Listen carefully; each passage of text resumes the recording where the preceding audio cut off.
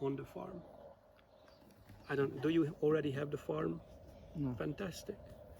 That's really good. What I would say is send the first batch of devotees who you would like to see on the farm here. Oh, Send them here for 1 or 2 years. Send one person who you think is a leadership material.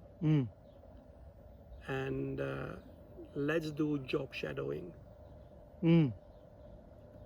So that person nice. can do all the services, whatever, but be with Shripati, Right. and spend time with me. I'm Very kind of you, Guru. I'm willing to spend time with that person. Hare Krishna. And Very good. one thing is for sure: do not copy and paste. what Yeah. we have No, here. you cannot copy. Understand the principles. Yeah, details have to be worked out. And then if you send, I don't know, 10 devotees here, Vaishnavis also, because eventually most of the things will be made or break because of Vaishnavis on a farm. Because okay, Prabhus, we go out, we do this, that, we do some of the heavy lifting and services like this, but Vaishnavis will keep the community together. Yeah, they are the community, really. And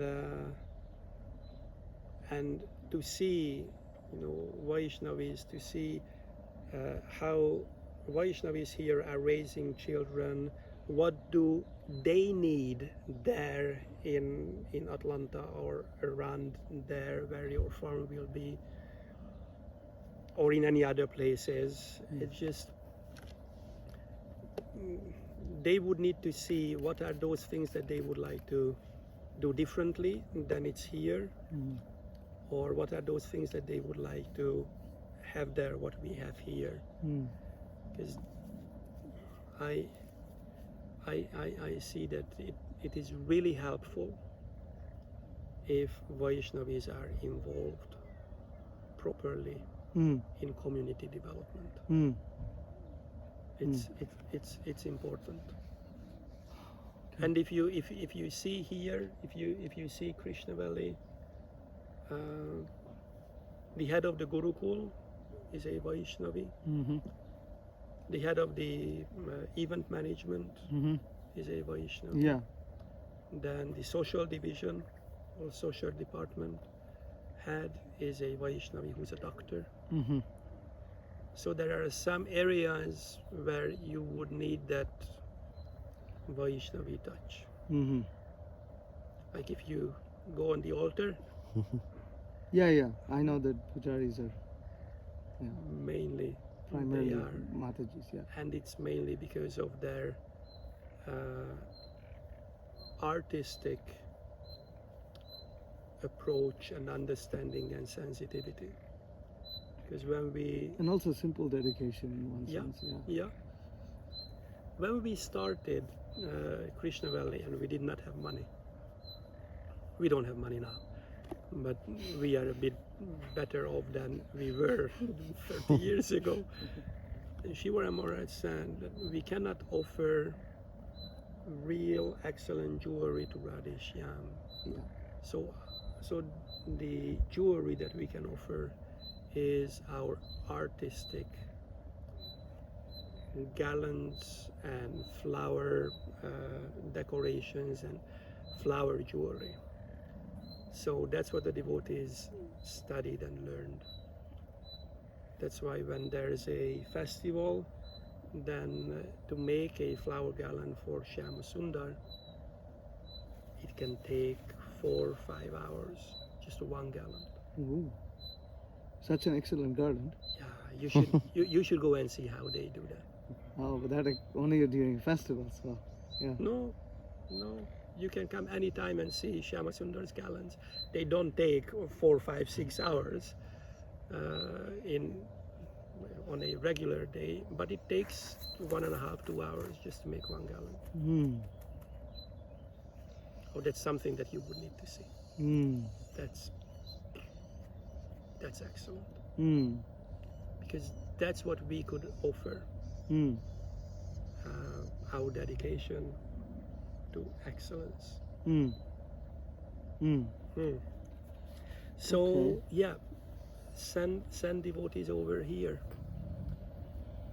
so that they can see how we live, and it's not just see but practice, Practice, yeah. It's a so lot that to they get the practice, yeah. same stipend, they get all the things, so they just come in and they live like the devotees are living here in Krishna Valley. Mm. It's like that Sripati Prabhu, who's the temple president, he gets the same stipend as someone who's working in the Goshala or working Yeah, in the yeah, garden. yeah. The difference is what tools they are using. So the TP is using a laptop, and the devotees in the Goshala, they use heavy duty winter coat. So the TP does not need the heavy duty winter coat, and and the devotees in the Goshala do not need the laptop. Okay. So it's based on the need for the service. How are you able to manage a burdening managerial system while still being able to keep it personal with devotees? Because it's practically a corporate structure. It's like it's a corporation basically, but how do you still keep it personal? Yeah, It's extremely hard. it's hard. Yeah, it's hard. It's extremely hard. It's hard. Everyone wants to have someone who's personal with him, Yeah, especially the leaders. yeah, The leader should be always personal Yeah. to everyone, yeah. but it's really hard It's- to manage something huge. So And then train them to also be personal is also not very easy. it's not. But Shripati is a real people's person. He's really amazing, actually. I really yes. He can spend time with devotees until 2 o'clock in the night, just talking to them. Sacrifice. I don't think he might not be following the 7-hour schedule, because what is he going to follow? No, none of the leaders are following 7-hour schedule. They are doing. And they still get the same thing. Hare Krishna. Much more. Well, you cannot do that. Do the leaders get any special breaks or something like that? Just to no, No, they don't get special vacations. no, No, no. even though they are clearly working harder than the others. Everyone needs special breaks. Mm. Not just the leaders, but everyone. Those devotees who are serving 7 hours a day.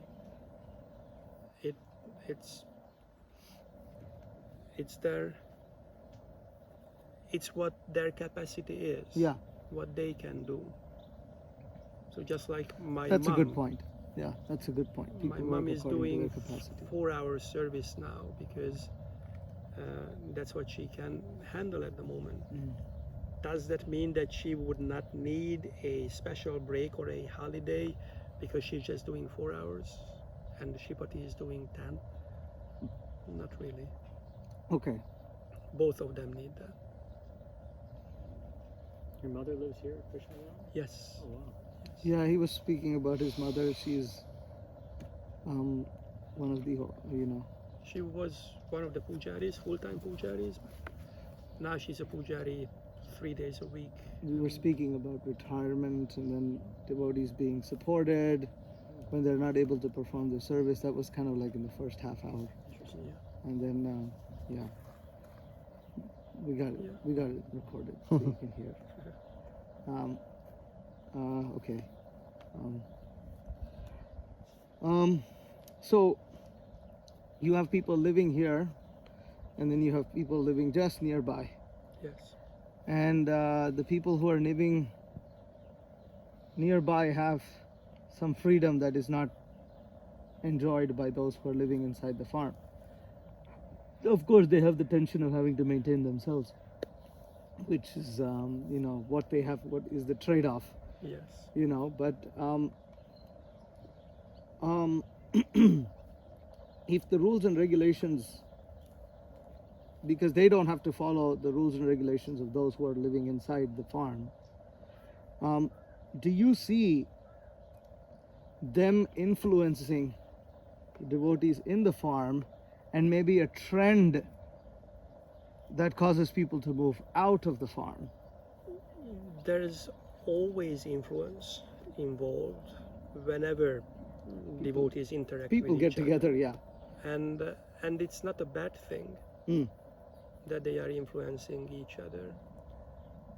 The main thing is that the individual should be clear why they are in a situation or in a position. Why did they choose that? Why is it better for them, for themselves? And respect the other who chose something different. Do not try to convince the other person to live like you live. Or don't say that your thing is better than what I do, because that might be true for you, but might not be true for me. And the mutual respect and love, I think that is really crucial. And I have to tell you that we do not have that to the level we would need. And well, some devotees, not just devotees, but some people ask me whether I see Krishna Valley as a sustainable model. And I said, well, in what sense? In social or environmental or economic, what sense is it sustainable? Is it a sustainable model? I usually say environmentally, yeah, if I look around, it's fairly sustainable. Yeah, it's good. Economic wise, I'm not fully convinced. Socially, I cannot say. I usually say that I will be able to tell you if Krishna Valley, are there some bugs? No. There's some sunlight. I would say that Krishna Valley is socially sustainable if the generation that I cannot have any personal influence on decides to live on the farm. Means that the first generation who will be born after I'm dead, and they grow up and they decide to stay on the farm, that's when I would say that it's sustainable. That's interesting. Because until then, I'm the first generation here on the farm. With my enthusiasm and everything, I can force Because people. you are the people who created it. Exactly. Don't know. Yeah, you have to, and this, that.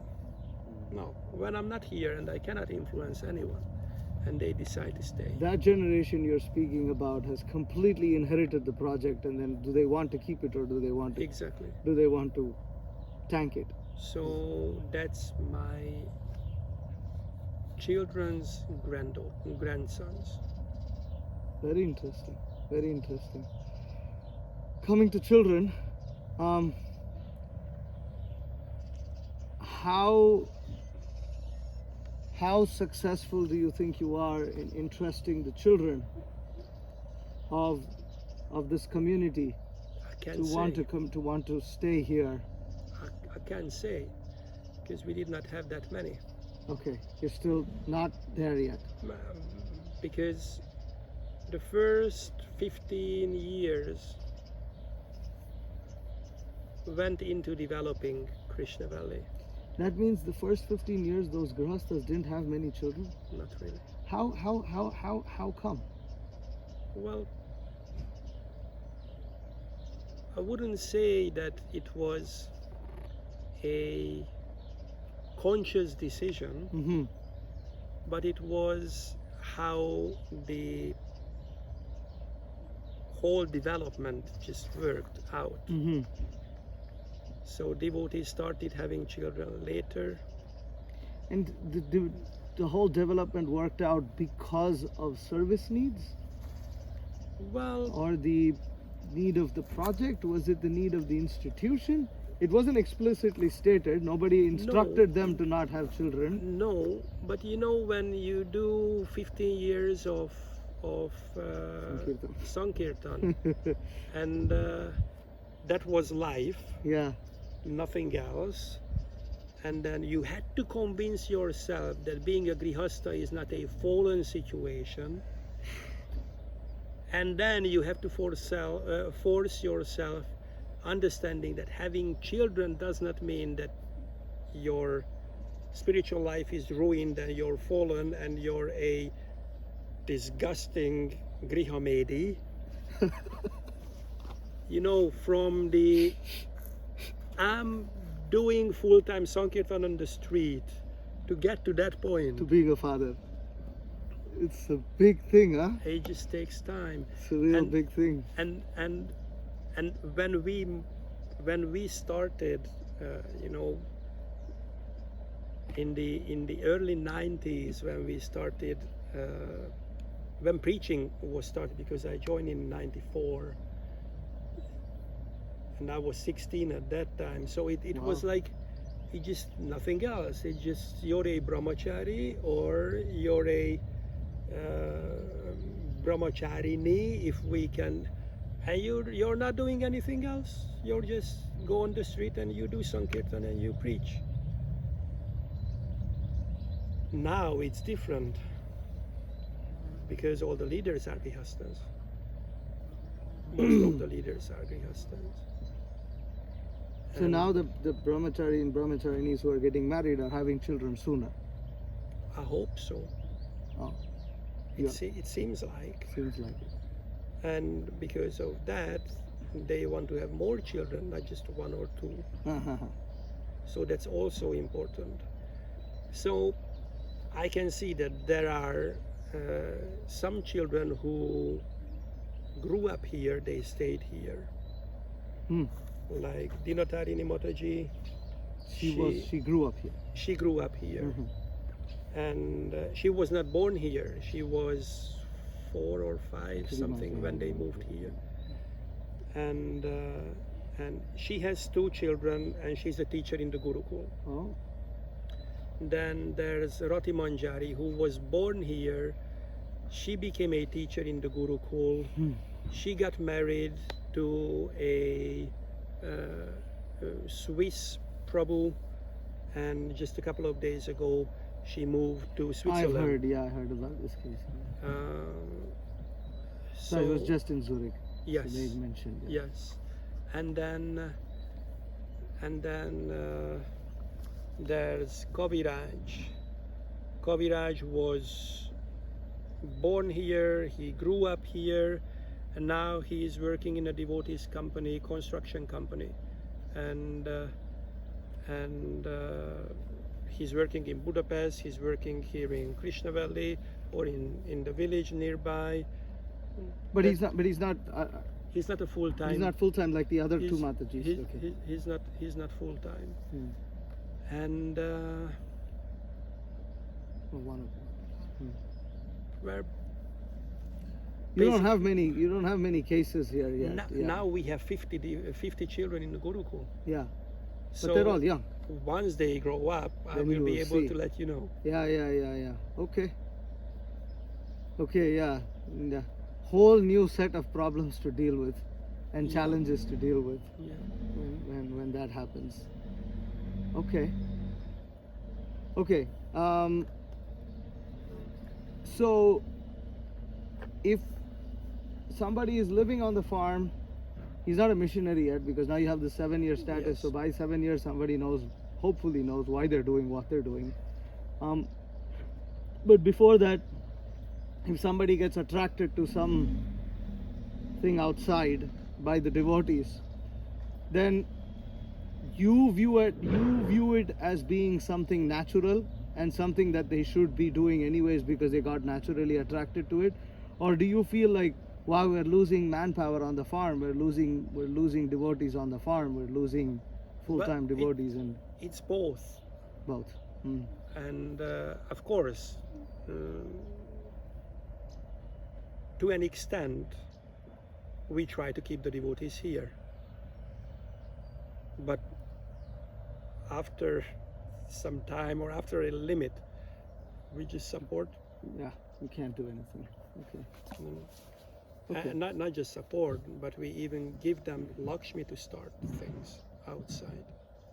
So if someone has spent a certain amount of years here doing full-time service, and when they decide to move out, then we give them some Lakshmi so that they can start their new life. Do you have any way in which the members of the community themselves, who are not in leadership positions, they are able to have a say in the management in any way? Is there any voting system? Is there any have you had instances of, I don't know, for lack of a better word, activism? Means groups of devotees coming together and demanding that they want this or want that, or something like this. Sure. And I think that that's quite natural. Mm-hmm. So first of all, there are Ishtagoshtis when everyone who would The like whole to, community? Yeah. Really? Yeah, Oh. Anyone and everyone who would like to participate in that. Where do you hold those kind of In the temple room. Oh. And then everyone is there, and then Shripati Prabhu gives a report on what happened over the last period of time. How many of these Ishtagoshtis do you generally have in a year? That's a good question. In Budapest, they do every second week. Oh. And here in Krishna Valley, I believe they do every month. Uh-huh. And then there's a box where anyone can put in anything that this is the advice. Anonymous this is also? Anonymous. Okay. These are our suggestion box. Thank you. Particular person is a total jerk. What was that? I said this particular person is acting like a total jerk. Yeah, things like that. Yeah, and then there are questionnaires that from time to time the management is doing, just to survey the devotees, what are their needs, what's lacking. Oh, I see. You do surveys. Okay, good. And things like that. Yeah, but at the time there was that devotees were collecting signatures of banning all the mobile phones. Uh-huh. Okay. Very interesting. We heard they had I heard it times, three right? times. You Yeah. tried to round up the mobile phones and take it away. Good luck with that. I mean, that's not an easy thing to do. It's very hard. I was in the, GEN, Global Eco Village Network. I've never heard You- that. you Do you haven't know heard anything of it? about it? Okay, that's the largest eco village network in the world. You want to make a note of that. Is that not Not Jain, the Jen. religion, not Jain. No. This is GEN is an acronym of Global Eco Village Network. Oh, interesting. And I was in the European Management Council of GEN for 3 years.